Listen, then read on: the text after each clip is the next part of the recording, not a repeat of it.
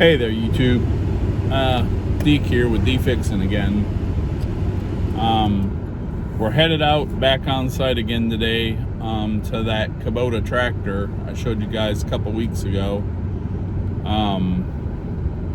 Since then, I had a couple of non-working days on it for scheduling, a couple of non-working days for, life.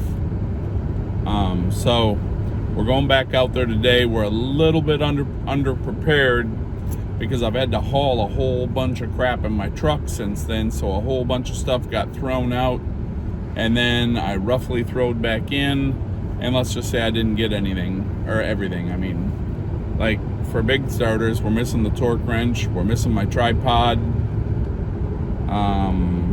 We're gonna stop and get some water. I grabbed a tap and die set. So at a minimum, we ought to be able to get some of the big pieces tapped together. But a lot of the stuff, I'll just stop every few minutes and kind of catch you up with the camera.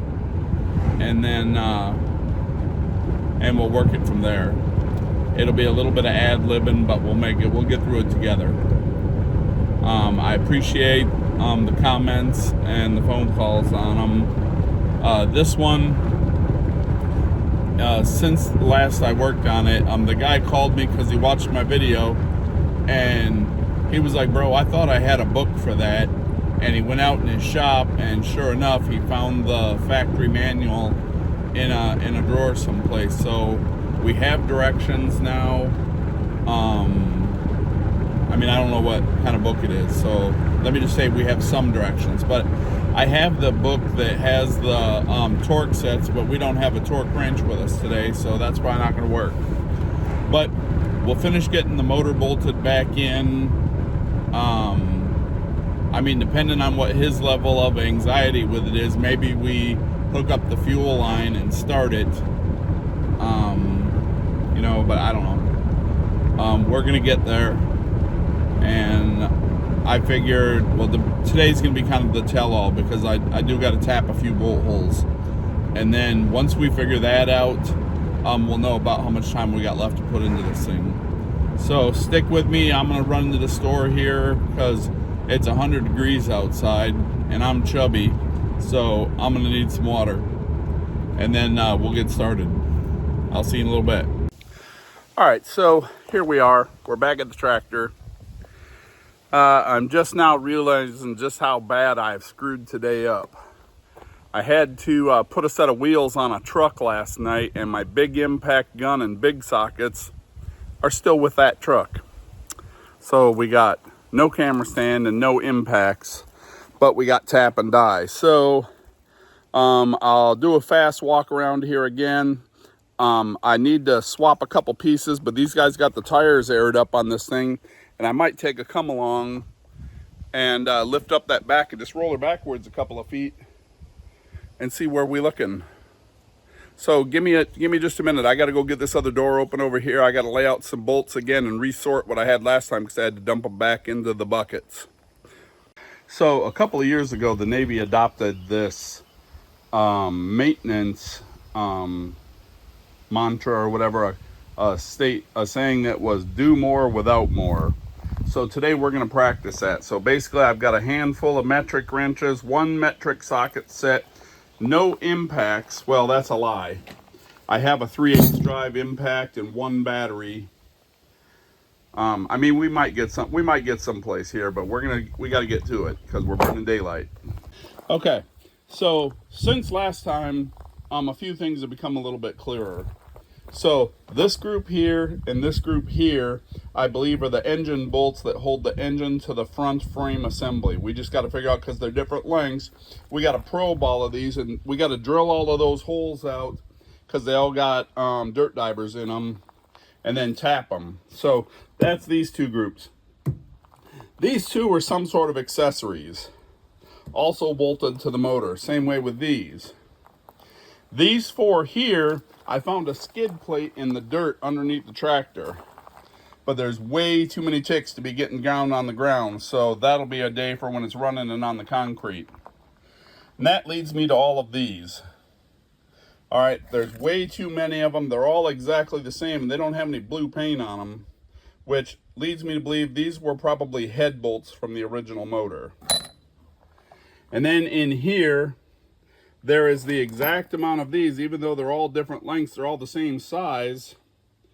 And I believe that these, the loader will sit down into these holes in the back, and then there's just enough holes here. I have just enough bolts to fill all of those holes, so that will mount the loader. So now we're basically down to tapping and getting the motor and the transmission connected back up. That may be as far as we get today, I don't know. It would be really badass to be able to hear it run today, but I think I got too many bolts left to hook up to make that a reality. I haven't seen a battery, but I brought 2 batteries, and I haven't seen a muffler, but I didn't look super hard for the muffler. But so the alternator's laying right here. Most of these wires are connected. There's only a couple of them that don't, so I'm pretty sure I can figure that out. We've got the bolts that hold the motor to the front assembly to do. And then I just went and found the radiator. All the clamps are on it. The hoses are there. The air cleaner clamp. I haven't seen a hood or headlight assembly or wires for headlights. But the goal for right now would be, you know, just to get the motor running and go from there. So this one's the tachometer. This one's the fuel. There should be a rod, which is right there for the cutoff.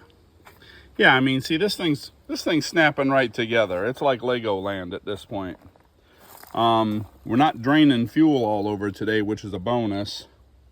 It hasn't rained really since I started on this, but the 2 bolts that hold the loader riser on, those 2 big ones right there, I have to swap those right for left and figure out how to put this orange bracket in there. I don't know if it goes on the inside or the outside. It looks like it goes on the inside. So again, this is going to get a little easier, but once we get a few more things cleaned off and a couple more bolts in it, this thing will basically assemble itself. I took in today, I put that small come along on the box blade, and I only lifted it up like 2 inches, and I just grabbed hold of the big wheels and I rolled it back about 3 feet so that I could look under there. That's when I found the skid plate in the dirt. I didn't find any bolts, but I have even numbers of all of the bolts. So I believe that at this point we have everything to be able to assemble this, with the exception of a muffler and a battery and a couple of hoses, but we're really close. So I got to turn this back off for a minute. I got to do a couple of things, and then I'll update you in a little bit. All right, so is where we are right now is we are running low on bolts, and that is a really good thing. So if you look in here, there's 8 bolts. I got a loose one there.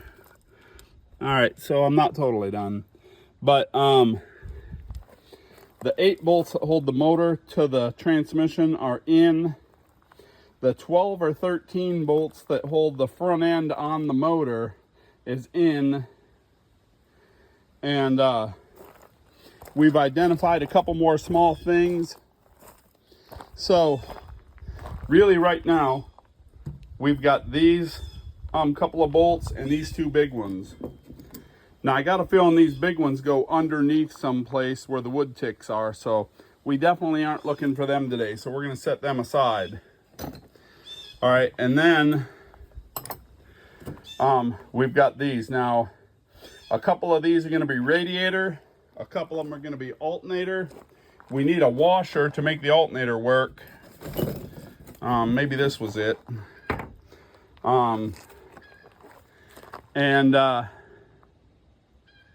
I mean, my gosh. We'll see what happens. All right, there you have it, folks. I don't have any water in it, so I can only let it run for a minute. But it runs pretty good. I had to build my own flow plug wire, but we got there. All right, so you always got to throw out a little bit of truth in advertising. So I had to build a glow plug wire. I had to bleed all 3 of the injectors. And then once I got fuel coming out of the end two, I couldn't get a wrench on the middle one. Well then, once I got a little bit of fuel coming out of them, I was like, cool. Well then I instantly had smoke out of the exhaust, but I still couldn't get no fire. Well then I realized that all 3 of them were cracked loose on the top and they were dripping, so I had to tighten them up. And then I still couldn't get any fire. So then I took and I hooked a 12 volts right to the glow plug here, to the plus side of my battery. I counted to 5 and instantly had fire. But it wasn't enough to start it, so I stopped again. This time I hit it for 10 seconds and it fired right up. So we still got a lot to figure out with this thing, folks. I'm not gonna kid you. We are far from out of the woods, but this is a win in any way, shape, or form. For tonight, like I said, I don't have any coolant, so I just want to run it for another minute, run this loader up and down. That'll actuate fluid, and then you know, I might climb on it and drive it up by the garage to work on it further, but until I know that the clutch and all that stuff is good, I'd rather not move it. You know, better safe than sorry, and we're gonna baby step this one. So just for giggles, one more time, give her a little gas, give her a little juice.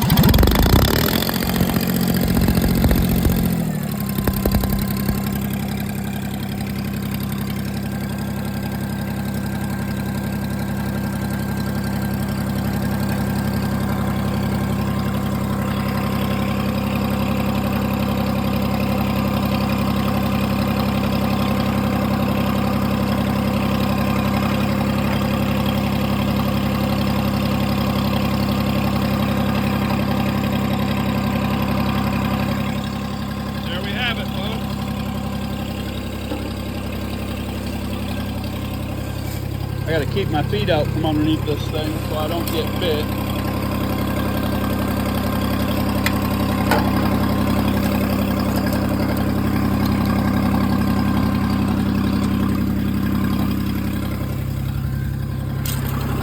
Alright, so it came up and down, so all the way back is up, and then as soon as you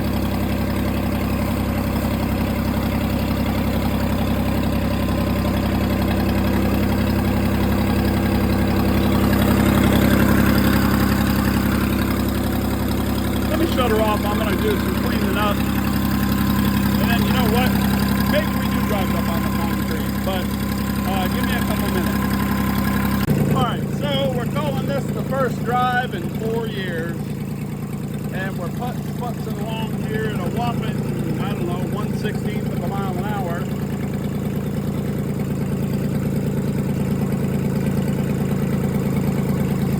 But I just wanted to get it up on the concrete tonight.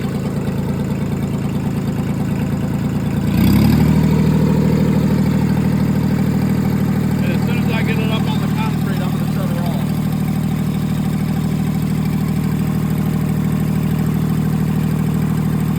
But here we go. Well, there you have it, folks. That was the grave that thing sat in for the last 4 years. I still got to fit the loader back on there, but I drove it clear up here and put it on the concrete so that I could look at the bolts underneath. There was a couple of small skid plates that were removed and a few other small things. I figured out most of the wiring. Even though that's all the muffler that it has, it runs really good, but they're gonna get a pipe to put on there. I got to put a can on it to waterproof it for now. And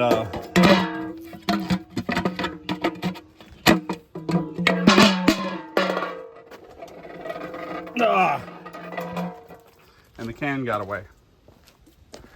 But it runs really good. It's slow, but it's a small tractor, so I kind of think, and I was only in first gear, and it has like a 1.5 gear, and I was idling, and I never drove this tractor before, so I didn't really know what to expect. But I think I was in super low, in first gear, and idling, and it's badass. So we're there. All right, folks, we're wrapped up for the day. We are dirty. We've had it. but we're running. So, well, we only got a little bit left, but about 6 hours in the engine install, rebolting, sizing up bolts that were too long, too short, too many, too few. And I'm ready for the weekend. So a couple more days, we'll get back on this thing. But I'm Deke, you're watching D Fixin', and I'm out.